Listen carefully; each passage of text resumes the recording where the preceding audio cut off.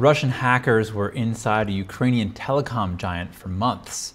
Ukraine's cyber chief gives details on the most dramatic Russian hack since the war started. It's what he calls a big warning to the West. Russian hackers were inside Ukraine's telecoms giant Kyiv for months last year, and when they attacked on December 12th, they knocked the operator completely offline and affected some 24 million users for days. Cyber chief for the security service of Ukraine, Ilya Vichuk, spoke to Reuters exclusively. He revealed fresh details from the agency's probe into the most dramatic hack since Russia's full-scale assault on Ukraine. This attack is a big message, a big warning, not only to Ukraine, but for the whole world, for the whole Western world, to understand that no one is actually untouchable. Kyiv, in fact, it's a private company, it's a big company, it's a wealthy company, and they invest a lot in their cybersecurity. During its investigation, the SBU found the hackers probably attempted to penetrate Kyiv in March or earlier.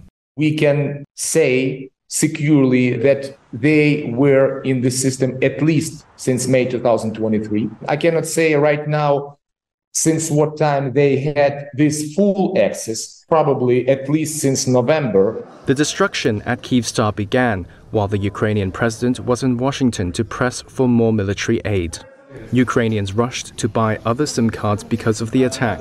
ATMs using Kyiv cards for the internet ceased to work. But there were other more serious issues.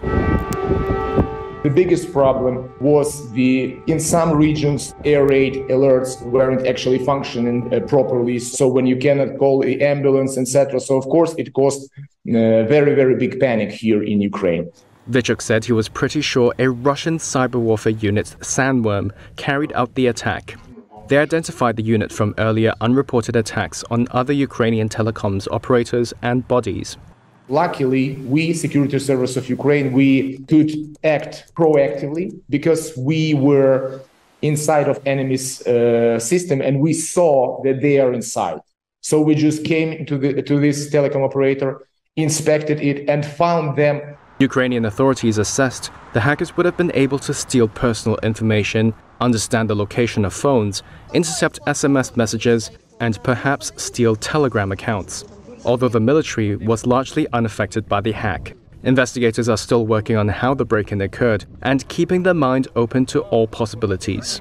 Of course, the possibility of the insider of some kind of treason is one of the versions we are working on.